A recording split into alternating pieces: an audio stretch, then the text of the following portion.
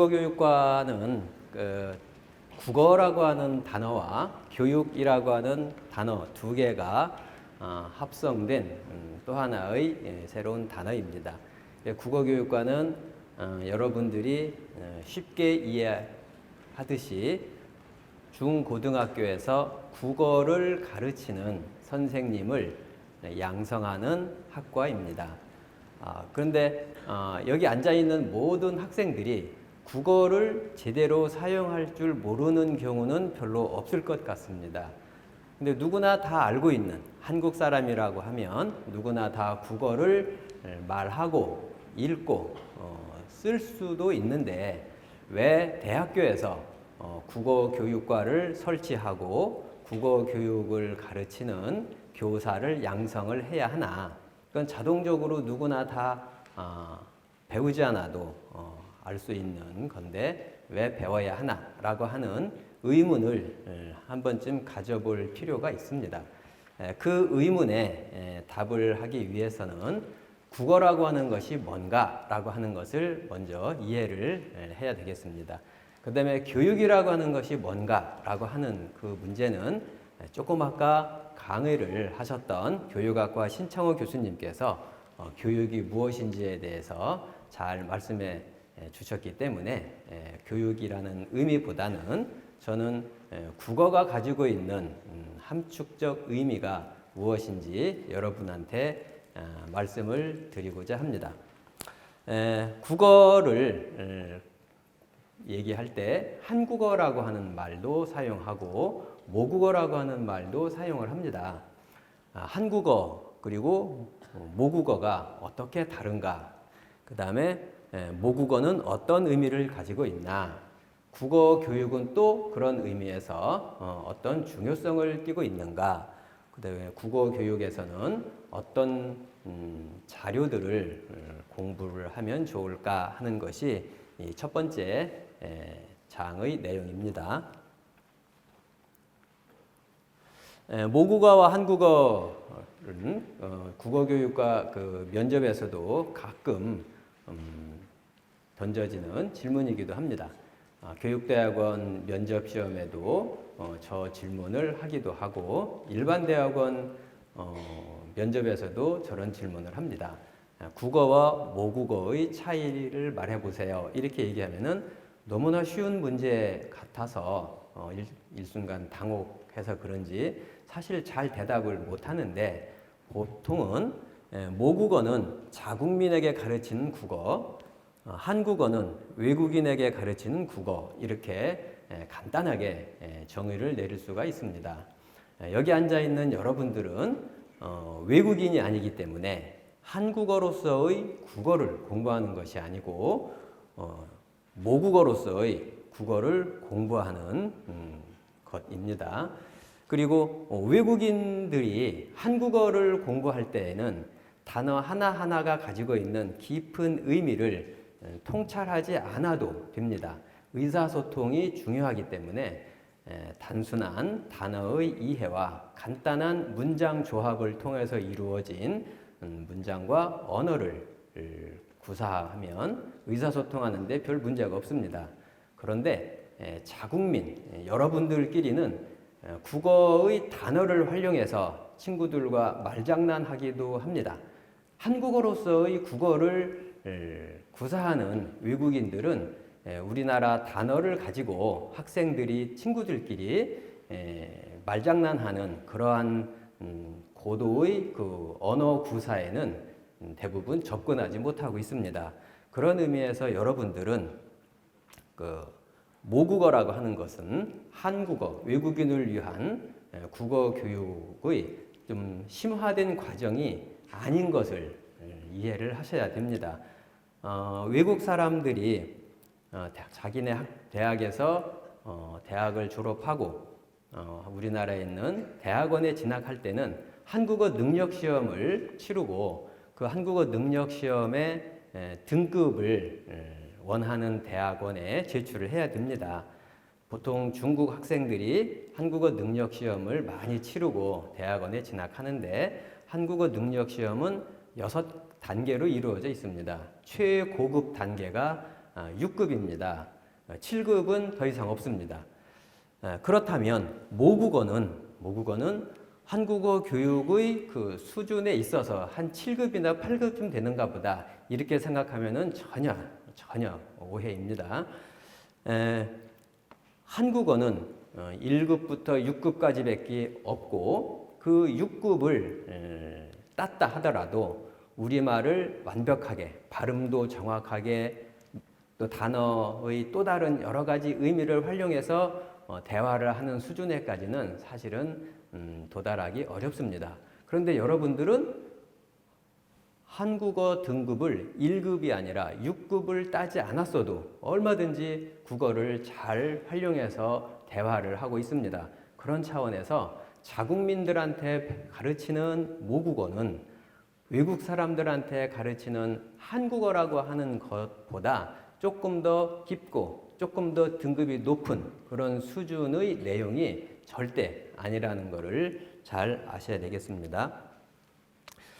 보통 우리 국어뿐만 아니라 중국어도 마찬가지고 일본어도 마찬가지고 각각의 민족, 각각의 국가마다 나름대로 고유의 언어를 가지고 있습니다. 우리나라도 고유의 언어, 한국어, 외국에서 얘기하는 한국어, 우리가 흔히 부르는 국어라고 하는 그 말하기 방식을 가지고 있습니다. 이 국어라고 하는 것은 2000년대 들어서 갑자기 만들어진 것도 아니고 세종대왕이 만들었던 한글 이후에 국어가 생겨난 것도 당연히 아닙니다. 이 땅에 우리 조상들이 터전을 일구고 살던 그 시기부터 아주 오랜 옛날부터 의사소통하는 과정에서 만들어진 자연적인 언어가 우리 국어입니다. 이 국어는 그런 오랜 역사를 가지고 있기 때문에 그 국어 속에는 우리나라 사람들이 전통적으로 생각하고 있었던 사상이 들어있고 생활 방식이 당연히 들어 있습니다. 그리고 현대 저작물이나 옛날의 저작물이나 그 글로 쓰여진 것, 말로 이루어진 자료, 세종대왕 시절이 말로 이루어진 자료는 우리가 확인할 수가 없습니다. 문자만 남아있기 때문에 문자를 통해서 확인할 수가 있습니다. 그러한 자료 또는 글 속에는 그 글을 사용했던 사람들의 사고방식들이 잘 녹아 있습니다. 우리가 세상을 살아가는 데 있어서 꼭 필요한 것 세 가지를 보통 이야기합니다. 의식주라고 합니다. 의는 입는 것이고, 식은 먹는 것이고, 주는 집입니다. 사는 곳입니다. 의식주라고 하는 말을 우리는 거의 생각 없이 사용하고 있습니다. 옷, 밥, 집, 이 세 가지입니다. 근데 왜 하필이면 의식주라고 우리는 발음을 할까? 라고 한번 생각해 보신 경우가 있는지 모르겠습니다. 식주의라고도 할 수 있고 주식의라고도 할 수가 있는데 우리는 의식주라고 상투적으로 발음해 왔습니다. 그건 조선시대도 마찬가지입니다. 사람이 살아가는데 꼭 필요한 이 세 가지 중에서 우리 민족이 전통적으로 가장 중요하게 생각했던 것은 옷이라는 이야기입니다. 그 다음에 먹는 것, 그 다음에 잠자는 곳입니다. 그런데 요새는 세상이 바뀌어서 아파트라든 그 잠자는 곳이 너무 중요한 그런 대상이 되어버렸는데 전통적으로는 옷이 가장 중요합니다. 옛날 우리 조상들에게 있어서 옷이라고 하는 것은 나를 표현하는 또 하나의 내 얼굴로 생각을 했습니다. 여러분들도 친구를 인식할 때 친구의 얼굴을 보고 인식하는 경우도 있지만 저 사람이 어떤 복장을 하고 있는가를 통해서 저 사람을 판단하는 경우가 많이 있는데 우리는 전통적으로 그런 방식으로 사람을 인식할 때 또는 나를 드러낼 때 옷을 통해서 인식을 먼저 했기 때문에 의식주라는 말을 우리 국어에서는 상투적으로 사용하고 있습니다. 중국의 경우는 옷보다는 먹는 것이 훨씬 더 중요하고 그 다음 중요한 것이 집이고 그 다음 중요한 것이 옷입니다. 중국 사람들은 직급이 높고 낮은 것에 관계없이 옷을 보고서는 그 사람을 잘 판별을 못합니다. 서로 비슷한 옷을 입고 있고 옷에 대해서 그리 많은 신경을 쓰지 않습니다. 그렇지만 중국 사람들은 먹는 것에 대해서는 굉장히 많은 신경을 쓰고 있습니다. 얼마나 많은 요리 종류가 있으며 얼마나 많은 종류를 가지고 요리를 만들어 먹습니까? 우리나라 사람들이 먹고 있는 수많은 그 음식 종류보다 중국 사람들이 접하고 있는 음식 종류가 몇 배, 수십 배 더 많을 것도 같습니다. 그렇게 우리는 알게 모르게 우리가 사용하는 단어 속에 들어있는 우리 전통적인 사고방식들을 국어를 통해서 우리는 알게 모르게 습득을 합니다. 그런 공부를 하는 곳이 국어교육과 4년 동안 하는 그런 행위들입니다. 그래서 모국어는 문화재라고 얘기하는 것입니다. 눈으로 볼 수 있는 무형문화재, 춤추는 무형문화재뿐만 아니라 이 언어 자체가 인식하지 못하는 문화재이고 그 문화재를 통해서 우리는 세계에 우리를 알리는 것이겠죠.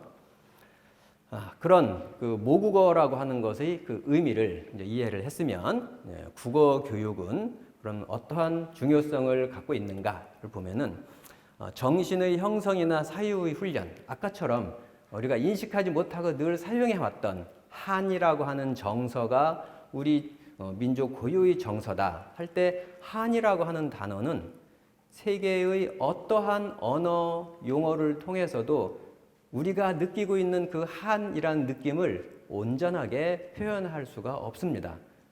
은근이라는 말, 끈기라는 말, 이거 역시 마찬가지입니다. 우리가 상투적으로 사용하는 그런 용어들이 전통적으로 우리 민족만이 그 느낌의 진가를 느낄 수 있는 그런 것이기 때문입니다. 그래서 국어 교육은 정신의 형성 또는 사유의 훈련이라고 간단하게 정의할 수가 있고 모국어에 담긴 많은 민족적 경험과 사유와 가치를 자기 지식 속에 담아두는 그 내면화하는 학습이 중요하고 그것을 국어교육과 학생들한테 여러 교 강사들이 늘 요구하고 있습니다. 국어교육에서 저러한 정신의 형성, 민족적 경험, 생각하는 그 방식 이런 것들은 아주 중요한 부분입니다. 그런 면에서 한국어로서의 국어와 모국어로서의 국어, 외국인에게 가르치는 한국어와 자국민들에게 가르치는 한국어는 당연히 다를 수밖에 없고 그 다른 부분을 좀 심화된 정신적인 그리고 민족적 경험을 바탕으로 한 국어를 중고등학교 학생들한테 온전하게 제대로 잘 가르칠 수 있는 전문가를 양성하는 곳이 저희 고려대학교 사범대학 국어교육과입니다. 그런 면에서 여러분들도 국어책을 한 번쯤은 다 읽어봤을 텐데 이 중에 뭐 사실 국어책 안 읽어본 사람 사실 한 명도 없을 것 같아요. 근데 국어책에 들어있는 어떤 글들을 보면 어떤 경우에는 조선시대 어떤 선비 또는 퇴계 이황이 쓴 글도 있고 어떤 경우에는 현대의 어떤 지성인이 쓴 글도 있고 어떤 경우에는 학생이 쓴 글도 간혹 있습니다만 국어가 가지고 있는 어떤 아까 얘기했던 그런 정신적인 문화적 차원에서는 일상적이고 실용적인 편지글 쓰기 뭐 아니면 뭐 카톡 글씨, 카톡 글쓰기, 이런 일상적이고 실용적인 글보다는 더 의미 있는 내용을 담고 있는 훌륭한 저술들을 통해서 우리는 과거의, 그 다음에 현대의 사고방식 또는 세상을 바라보는 방식 등을 배우는 것입니다. 그래서 국어교육에서는 도대체 뭘 배우나 기본적으로는 이런 우리 말 속에 담겨 있는 우리의 정신문화를 배우는데 그거를 어떤 방식으로 드러내는가 하는 점에 있어서는 깊이 있는 글, 깊이 있는 문학 작품을 통해서 학생들한테 그런 내용들을 전달하는 것을 더 중요하게 생각을 하고 있습니다. 좀 더 구체적으로 국어 교육과에서 그러면 더 무엇을 배울까라고 하는 내용인데, 먼저 내가 중요하다고 생각을 해서 아무거나 국어 시간에 가르칠 수는 없습니다. 교육부에서 규정한 국어 교육은 이러저러한 것을 목표로 삼아야 한다라고 하는 규정이 있습니다. 그게 국어 교육과의 목표이고, 그거를 달성하기 위해서 국어 교육은 세 가지 하위 분야를 가지고 있고, 그 세 가지 하위 분야를 또 구체적으로 실현하기 위해서 하위 교과목을 여러 개 두고 있습니다. 여러분이 알고 있는 국어책, 그 다음에 문법, 작문, 그 다음에 뭐 화법, 그 다음에 문학, 이런 것들이 가장 밑에 있는 하위 교과목에 해당이 되겠습니다.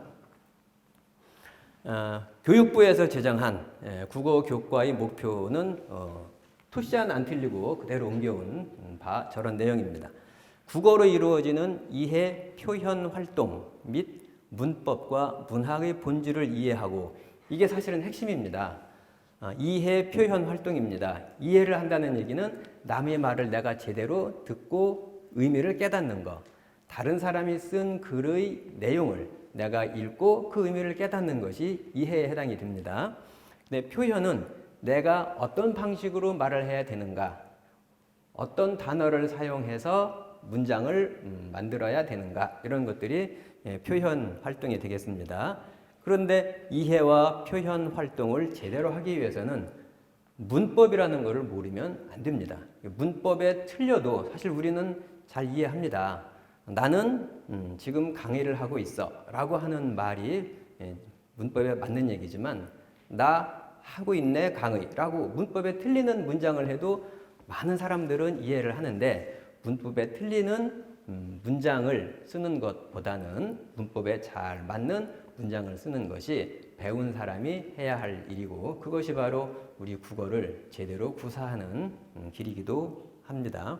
그 다음에 이해 표현 활동 및 문법을 가장 우수한 사례로 구현하고 있는 것이 문학 작품들이기 때문에 저 세 개, 이해 표현 활동, 문법, 문학의 본질을 이해하고 의사소통이 이루어지는 맥락의 다양한 요소를 고려하여 품위 있고 개성 있는 국어를 사용하며 뭐 이러저러한 말들이 있습니다만, 국어 교육의 핵심은 이해 표현 활동이 하나, 문법이 하나, 문학이 하나, 요 세 개입니다. 그래서 이해 표현 활동을 보통 말하기, 듣기, 읽기, 쓰기라고 하는 말로 표현하고, 수능, 언어 시험에서도 말하기, 듣기, 읽기, 쓰기라고 하는 또 하나의 그 부분을 우리는 대하고 있습니다. 말드스라고 하죠. 말하기, 듣기, 쓰기입니다. 그 다음에 문법, 수능의 문법 문제 반드시 들어갑니다. 그 다음에 문학 문제도 역시 수능에 반드시 들어갑니다. 저거 이외에 세상을 바라보는 지혜를 습득할 수 있는지 측정하기 위한 비문학 제재가 수능에도 들어가는데, 국어 교과 또는 국어 교육과에서는 비문학 제재도 물론 많이 읽고 배우지만, 핵심은 이해 표현 활동에 해당하는 독서, 그 다음에 강독, 이런 수업들이 있고, 중세국어 또 현대국어 문법 같은 문법 관련이 있고, 그 다음에 고전 시가, 고전 소설, 현대시, 현대 소설이라고 하는 문학 부분의 여러 하위 교과목들이 있습니다. 자, 국어 교육의 세 분야를 아까 말씀드린 대로 이해 표현 교육, 문법 교육, 문학 교육으로 분류할 수가 있겠습니다.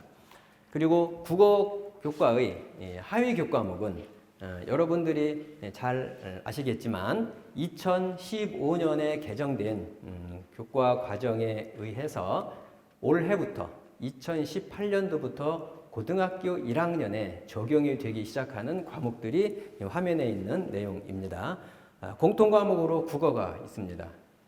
국어 말고 공통 과목으로는 수학과 영어가 있고 한국사가 있습니다. 그 다음에 일반 선택 과목과 진로 선택 과목으로 하위 과목이 분류가 되는데, 일반 선택 과목에는 화법과 작문, 독서, 언어와 매체, 문학 등이 있습니다. 여러분들이 지금 2학년, 3학년들이라면 화면에 있는 교과서 내용과 여러분들이 배운 교과서 내용이 약간의 차이가 있을 겁니다. 여러분들은 화법과 작문이라는 것을 화법과 작문, 그 다음에 독서와 문법을 다른 걸로 묶어서 같이 배우셨죠. 근데 지금은 화법과 작문이 있지만 독서가 분리가 돼 있고 언어와 매체라고 하는 것이 새로 추가가 됐습니다. 그 다음에 문학은 수십 년 전부터 한 번도 빠진 적이 없는 국어 교과의 기본 중에 기본 과목입니다. 그 다음에 이제 진로 선택 과목으로 새로 추가된 것이 실용국어와 심화국어와 고전 읽기라고 하는 과목입니다. 저 세 개는 올해 완전히 새롭게 추가되고 새롭게 만들어진 교과목들이 되겠습니다. 실용국어는 간단히 생각하면은 뭐 말하는 방법, 그 다음에 편집글 쓰는 방법, 이력서 쓰는 방법, 자기소개서 쓰는 방법 등과 같은 실용적인 것이고, 심화국어는 일반 국어책에서 다루기 어려운 더 깊이 있는 더 어려운 내용들이 심화국어에 포함이 될 것으로 예상을 하고, 고전읽기는 현재 있었던 고전이라고 하는 과목을 약간 바꿔서 조금 더 수월하게 접할 수 있는 그런 작품들로 채워진 교과서가 될 가능성이 높습니다.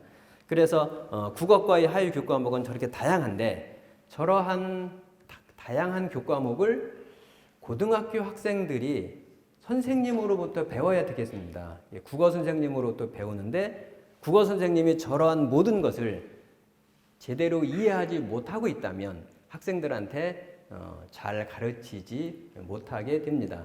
그래서 국어교육과에 들어오는 학생들은 중고등학교에서 필요한, 또 학생들이 선택할 수 있는 다양한 국어의 하위 교과목들에 대해서 번박한 넓은 지식을 소유하고 있어야 됩니다. 그래서 국어교육과 4년 다니면서 공부하는 내용들이 일반 국어책을 가르칠 수 있는 능력, 화법과 작문을 가르칠 수 있는 능력, 독서 또는 언어와 매체, 문학, 심지어 실용국어, 심화국어, 고전읽기까지 국어 선생님께서 가르쳐야만 하기 때문에 그런 거를 가르칠 수 있는 소양을 공부하는 데가 국어교육과입니다.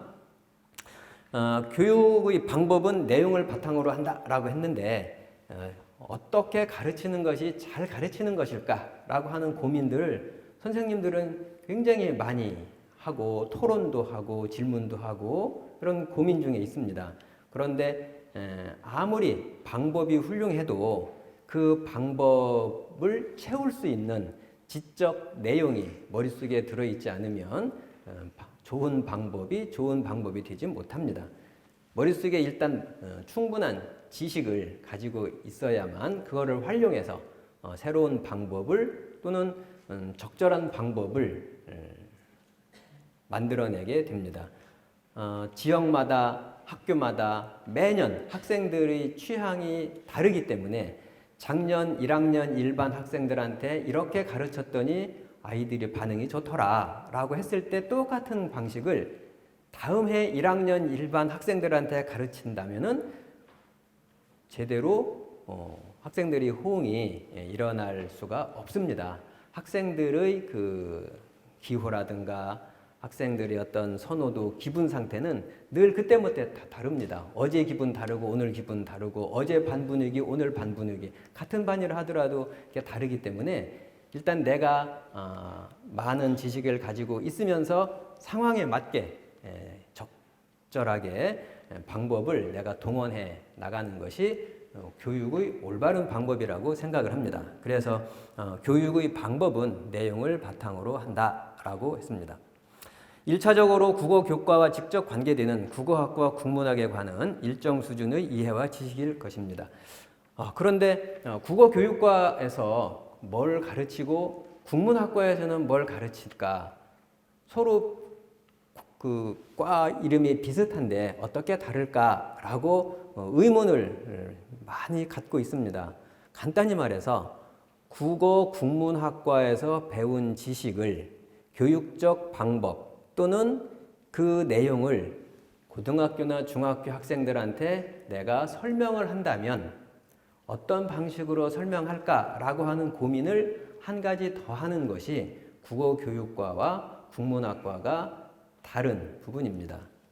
국문학과는 교육을 빼니까 좀 더 깊이 있는 작품 분석을 할 것 같다. 당연히 맞는 이야기입니다. 그러면 국어교육과 학생들은 대충 겉만 이해하는, 그 다음에 깊이 이해하지 못하는 상태에서 어떻게 잘 가르칠까 하는 방법만 고민할까라고 생각하면 전혀 오산입니다. 방금 말씀드린 것처럼 방법은 충실한 내용을 바탕으로 파생되어지는 것이기 때문에 국문과에서 공부하는 것 더하기 교육의 방법을 모색하는 것이 국어 교육과이기 때문입니다. 문학과 문법은 그런 점에서 국어 교육과의 핵심 중에 핵심이 되는 두 기둥입니다. 국어 교육의 바탕은 문학과 문법이라고 다들 이해하고 있고, 그리고 저거를 구체적으로 구현한 것이 말하기, 듣기, 읽기, 쓰기인데, 듣기는 국어 교육과에서 어떻게 가르칠 방법이 없습니다. 헤드폰 끼고 이렇게 해야 되는데 그럴 수는 없습니다. 그래서 말하기, 읽기, 쓰기인데, 말하기에는 화법, 읽기는 독서와 문법, 쓰기는 작문과 문법이라고 하는 하위 교과목으로 반영이 되어 있습니다. 자, 그 다음 국어교육과에서 가장 중요하다고 생각하는 문학과 문법을 간단하게 그리고 핵심적으로 설명을 드리면, 일단 문학이라는 용어와 문법이라는 용어 사이에 공통적으로 들어가 있는 문이라고 하는 글자의 의미를 먼저 이해를 하면 되겠습니다. 문이라고 하는 것은 그럴 문자입니다. 여기 앉아있는 많은 학생들이 한자 공부는 많이 안 했겠지만 그래도 문학이라고 할 때 문은 그럴 문자다라고 하는 것쯤은 알고 있으리라고 생각을 하고 지금 이야기를 합니다. 그럴 문자인데, 그러면 그 그럴이라고 하는 것이 도대체 뭘까? 이렇게 한번 여러분들 생각해 보신 적이 있는지 모르겠습니다. 아까 의식주라고 하는 거를 우리가 늘 사용하는데 왜 우리는 의식주라는 순서로 발음을 할까를 고민을 대부분 안 하셨던 것처럼 문 또는 그럴이라고 하는 것이 뭘까라고 하는 고민들도 잘 사실은 안 합니다. 너무나 일상적으로 사용하는 용어이기 때문에 잘 안 씁니다. 문이라고 하는 한자의 가장 기본적인 의미는 글쓰기 할 때의 글이라는 의미가 아니고 그림 그리다고 할 때의 글이다라는 뜻입니다. 즉 문이라고 하는, 문법에도 들어가고 문학에도 들어간다고 하는 문이라는 글자는 문이라고 하는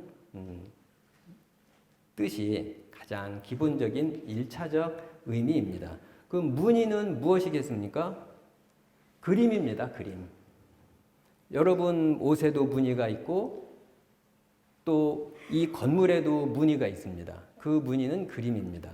그리고 그 무늬는 여러분의 마음에도 다 무늬가 있고 여러분 성격에도 무늬가 있습니다. 그러니까 무늬라고 하는 것은 어떠한 대상을 외부로 드러내주는 또 하나의 형상이 바로 문인 거죠. 그래서 문을 제대로 이제 이해를 한 다음에 그럼 문학은 문이 이런 뜻이니까 문학은 이런 뜻이겠구나. 문법은 그런 의미이겠구나. 이렇게 유추해서 생각을 하면 쉽게 이해가 되겠습니다. 자, 문은 우리가 이제 글월문 이렇게 하는데 글월이라고 하는 말은 그리다라고 하는 데에서 출발해서 나타난 용어입니다. 그리다라고 하는 것은 자기 자신의 생각을 어떻게 드러내는가 하는 구체적인 방식입니다. 음악가는 선율을 통해서 자기 생각을 드러낼 것 같습니다. 화가는 색채를 통해서 그려낼 것입니다. 문학하는 사람은 글을 통해서 그려낼 것입니다. 그것이 바로 문입니다. 그래서 문이라고 하는 단어의 의미는 표현하기, 드러내기, 결국 표현하는 거나 드러낸다는 말이나 비슷한 의미가 되겠습니다. 그 다음에 이제 그 문이라고 하는 것을 이해를 했으면 그 다음에 이제 인문이라는 게 뭘까를 다시 한번 또 생각해 볼 필요가 있습니다. 인문은 앞에 사람 인자가 들어가 있습니다. 동물도 아니고 사람을 드러내는 방식입니다. 그래서 사람이 살아가는 활동과 연관하여 나타나는 여러 가지 현상들을 인문이라고 하고 그 인문이라고 하는 것의 그 핵심이 문학인데 그 문학은 문자를 빌어서 자기 생각을 드러내는 것이겠죠. 그리고 자기 생각을 다른 사람한테 제대로 전달하기 위해서는 규칙에 맞는 문장을 써야 될 것은 자명한 일입니다. 그래서 문학과 문법은 떨어질 수가 없는 관계에 있습니다. 자, 문학은 사람들이 여러 방법, 아까 말씀드린 선율, 색채 등 여러 방법이 있는데 그 중에서도 말이라는 방식과 글자라고 하는 것을 활용해서 세상의 모습이나 자기 생각을 드러낸 결과물입니다. 그러면은 저러한 문학 작품을 왜 국어 시간에 배워야 하나 이렇게 생각을 할 수 있습니다. 사실은 여러분들이 학교를 다니지 않아도 한평생 살아가는데 별로 어려움은 사실은 없습니다.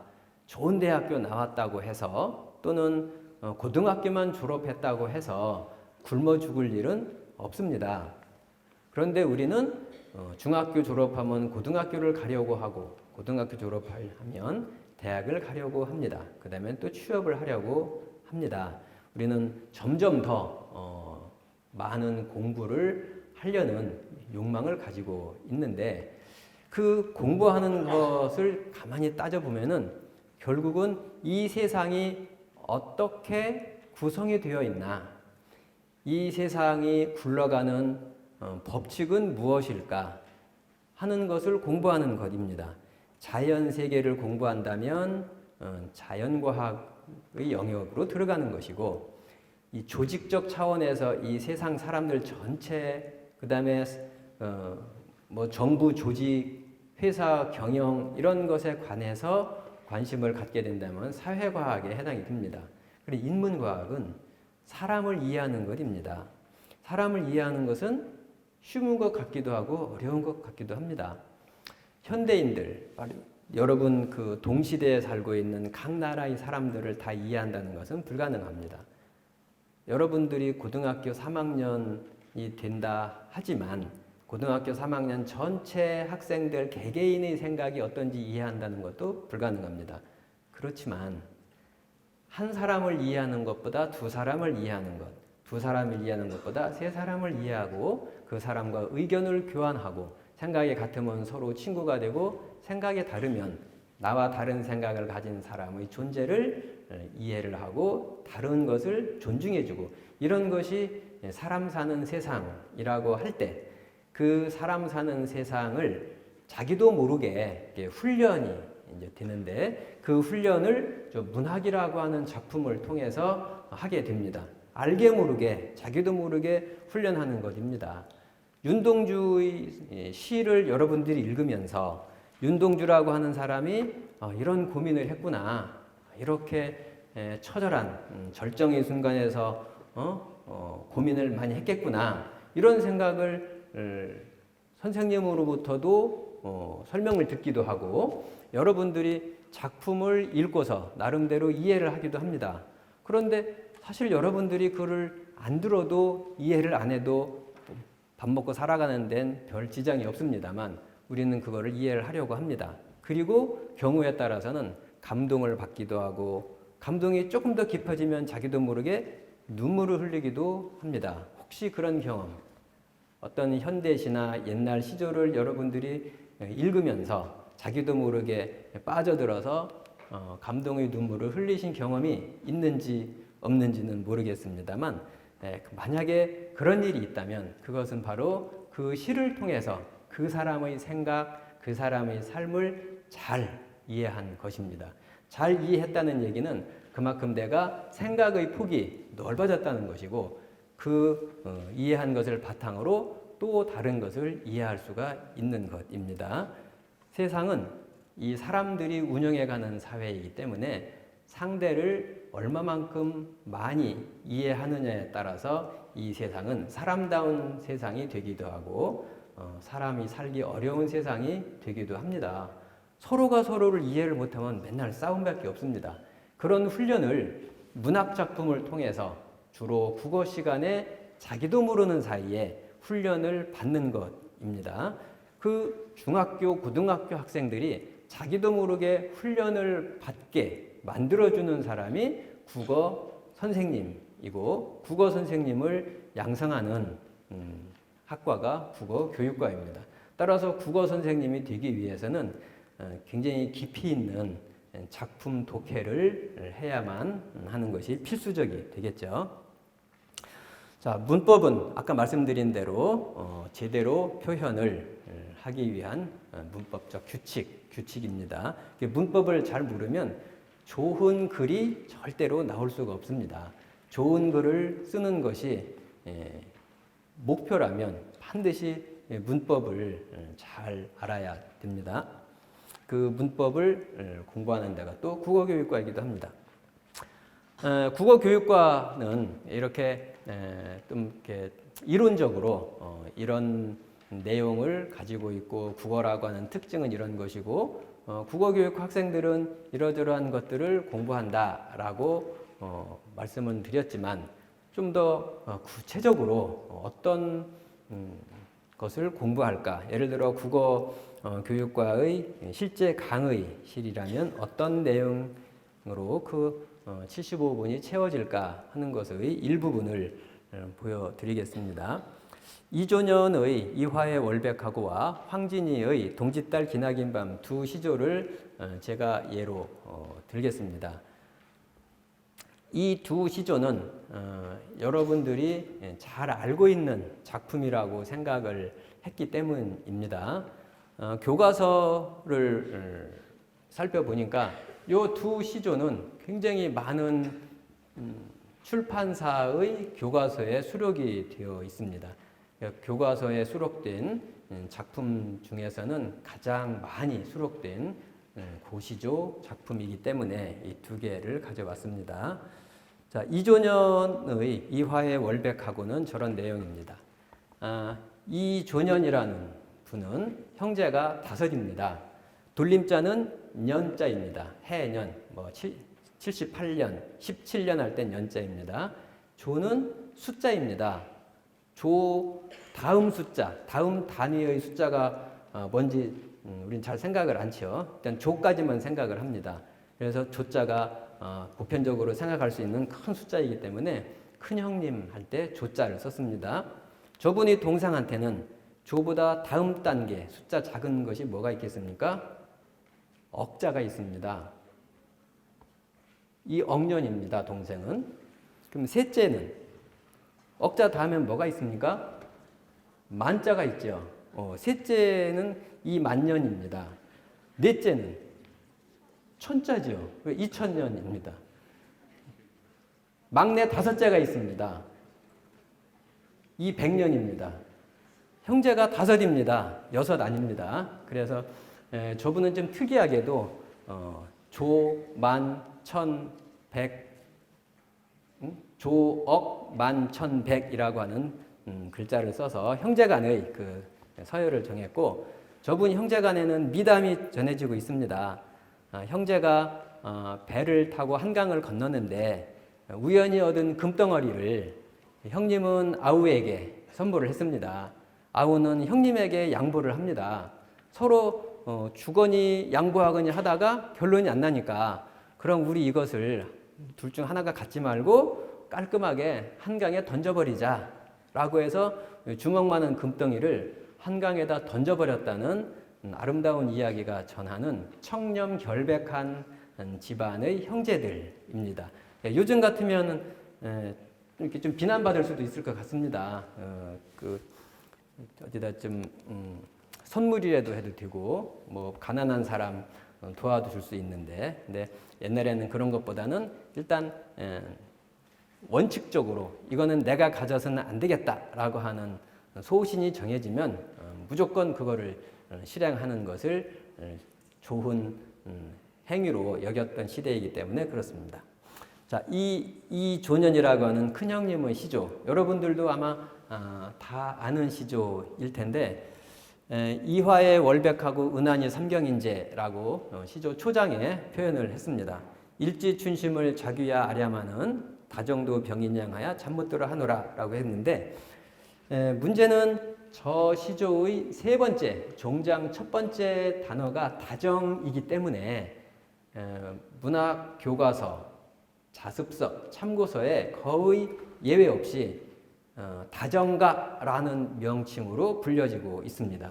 그리고 다정이라고 하니까 정이 많은 거니까 어떤 사람을 사랑했는데 그 사람과 함께 하지 못해서 내가 지금 가슴 아파하고 있구나 이렇게 생각하는 것으로 해설을 하고 있습니다. 그 해설이 100% 맞았다고도 할 수 없고 100% 틀렸다고 해석할 수도 있는데, 책에서의 설명은 대부분 남녀 간의 애정 관계를 바탕으로 만들어진 시조로 이 작품을 이해를 합니다. 중학교는 이 시조가 없고 고등학교 교과서 여러 군데를 살펴본 바 그런 동일한 그런 설명들을 확인할 수가 있었습니다. 이 시조에서 핵심은 두 번째 줄 중장의 뒷부분에 있는 자규라고 하는 글자입니다. 이 고전 문학에서 자규라고 하는 단어가 등장하면 무조건 나는 어디 가 있어야 되는데 못 가는구나 라고 하는 것이 100%입니다. 군인들은 있어야 할 곳이 부대입니다. 그런데 잠깐 휴가를 나옵니다. 휴가 나왔다가 반드시 부대로 들어갑니다. 여러분들은 있어야 할 곳이 일단 가정입니다. 학교를 갔다가도 자기 집으로 돌아가게 됩니다. 가야 할 곳, 있어야 할 곳으로 돌아가는 것이 모든 사람들의 사회적 책무이기도 하고 본능이기도 한데, 저 자규라고 하는 용어는 내가 어딘가 가 있어야 되는데 내가 못 가는구나 라고 하는 한이 서려 있는 용어입니다.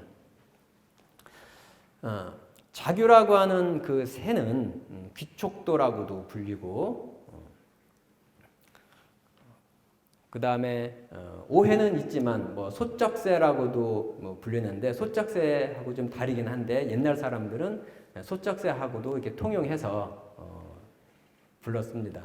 그래서 저 용어가 나오면은 나는 어디 있어야 되는데 이런 것을 떠올려야 됩니다. 그리고 못 갔구나 이런 생각입니다. 그 다음에 이 시조에서 두 번째로 중요한 단어가 중장, 첫 번째 단어입니다. 일지춘심이라는 용어입니다. 일지춘심은 한 가지의 봄 마음입니다. 여기서 이제 복잡한 생각을 또 해야 됩니다. 가지 하나에 난 봄 마음. 봄이라고 하는 용어는 이화에서 가져온 것이겠죠. 백꽃이 피었으니까 봄이겠죠. 그리고 일지춘심은 배나무에 꽃이 피었기 때문에 한 가지에 난 봄 마음이라고 표현했을 겁니다. 요새 사람들은 또는 여러분들은 어떤 생각을 하는지 모르겠습니다. 새 학기가 되었습니다. 3월이 됩니다. 새 학년이 되겠죠. 그러면 여러분들은 작년과 똑같은 생각을 가지고 그 학년을 시작할지, 올해는 조금 더 나아진 모습으로 한 학년을 시작할지 생각들을 하겠죠. 여러분들도 아마 그런 생각할 것 같습니다. 올해는 작년보다는 조금 더 열심히 공부해야 되겠다 이런 생각을 하죠. 올해는 작년보다 좀 더 열심히 놀아봐야 되겠다 이런 생각 잘 안 합니다. 그러니까 결심을 새롭게 하죠. 새롭게 시작한다는 것은 사람으로 하여금 조금 더 발전되기 위한 어떤 희망을 그리고 결심을 갖게 만들어 주는 때입니다. 그게 학생들한테는 3월에 그런 일들이 벌어지고 3월에는 열심히 공부합니다. 대학생도 3월이면 열심히 공부하고 고등학생도 3월이면 열심히 공부하다가 한 달쯤 지나면서 이제 긴장이 풀어지고 대학생들은 중간 시험을 치르면서 포기도 하고 게을러지기도 하고 고등학생들은 여름방학을 맞이하면서 힘드니까 지치기도 하고 그러면 이제 해이해지게 됩니다. 그렇지만 시작은 누구나 다 새로운 마음으로 각오를 단단히 하는 때입니다. 그런데 옛날 사람들한테는 봄이라고 하는 것이 새로운 계절의 시작입니다. 한 해가 겨울로서 끝나고 다음 해가 봄이 되면서 새로 열리기 시작을 했습니다. 그러면은 두 개를 잘 묶어서 한번 생각을 해볼 필요가 있겠죠.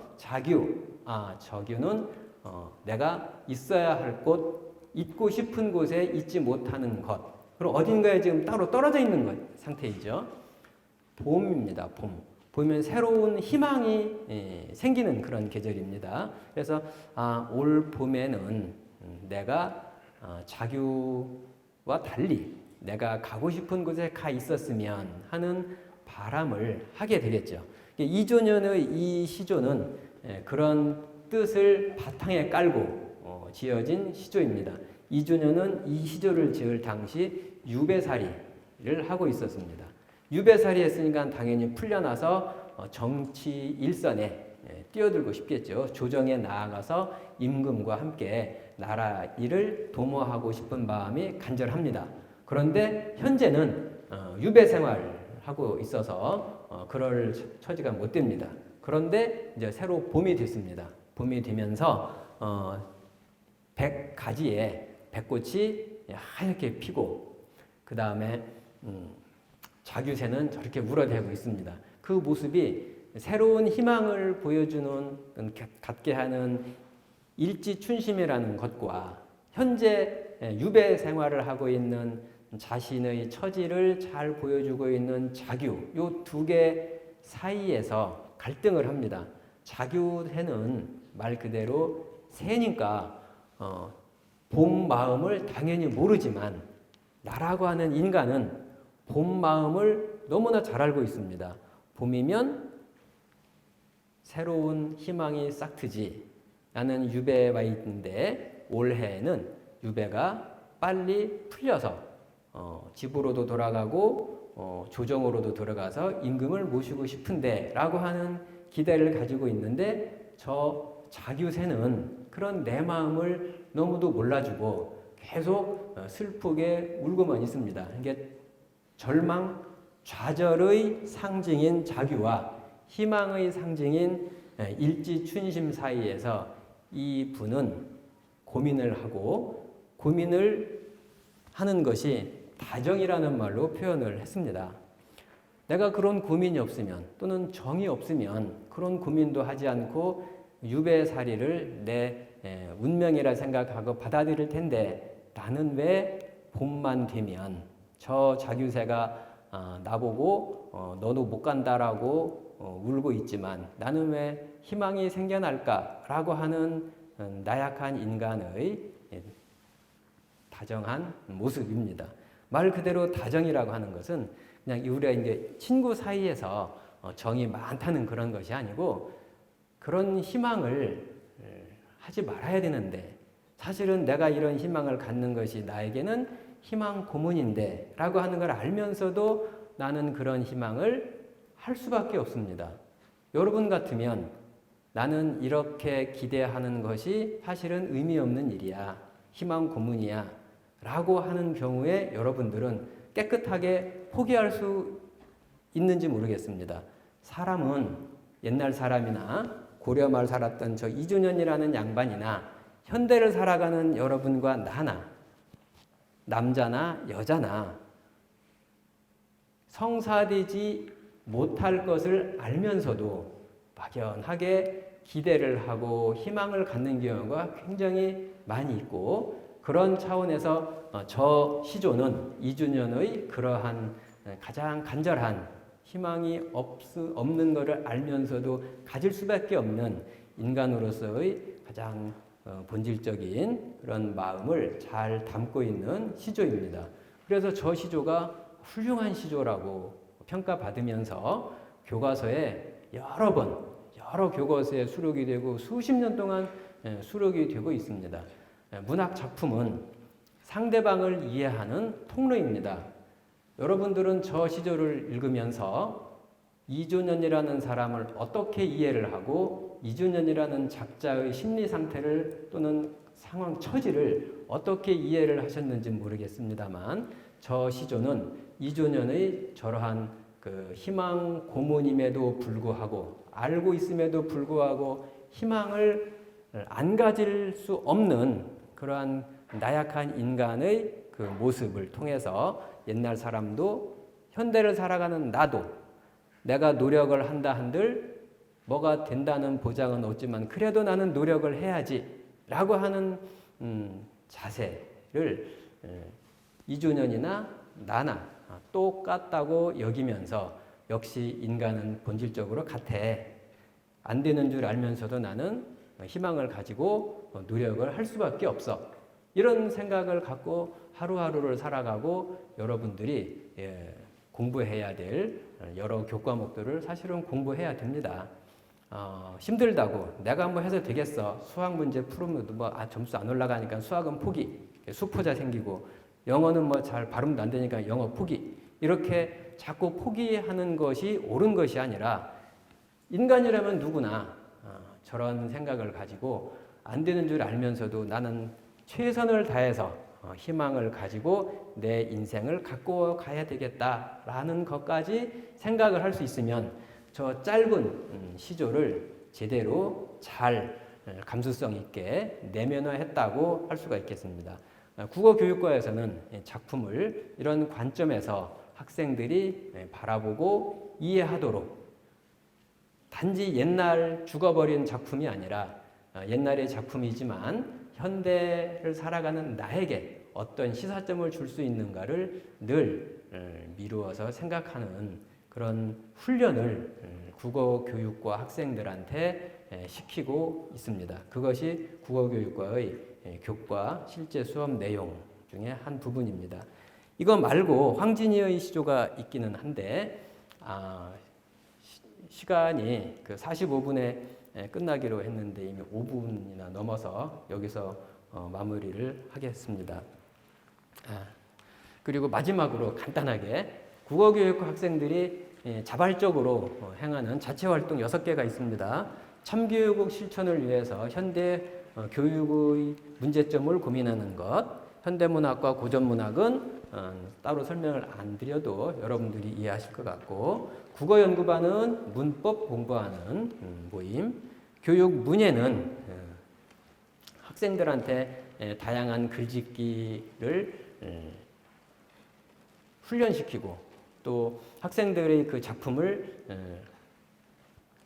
선생의 입장에서 어떻게 그걸 평가하고 또 학생들한테 이야기를 해줄 수 있는가에 대한 고민한 학회이고, 아우름은 국어교육 학생들이 모여서 이제 노래도 공부하고 뭐 악기도 공부하고 뭐 춤도 공부하고 뭐 이런 것들을 하는 학회인데, 이 아우름이 일단 공부하고는 조금 거리가 있어서 그런지 지원하는 학생들이 굉장히 많습니다.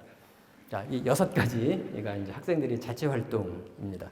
고려대학교 사범대 국어교육과는 전체적인 틀은 설명드린 대로 이러저러하고 교과 내용은 뭐 이런 식으로 작품을 공부하도록 하고 있습니다. 1시간 동안 정말 열심히 잘 들어주셔서 대단히 감사합니다.